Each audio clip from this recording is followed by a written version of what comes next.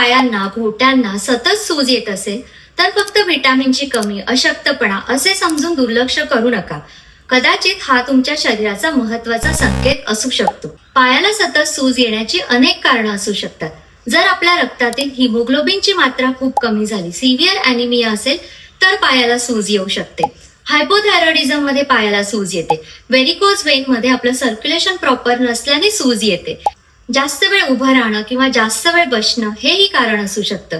आपल्या खाण्यात मिठाचा अतिरिक्त वापर आला, काही औषधांचा दुष्परिणाम, प्रेग्नन्सीमध्ये वजन वाढल्यावर आणि आपले हृदय, किडनी आणि लिव्हर यांच्या संबंधित काही विकार असेल तरीही सूज येऊ शकते.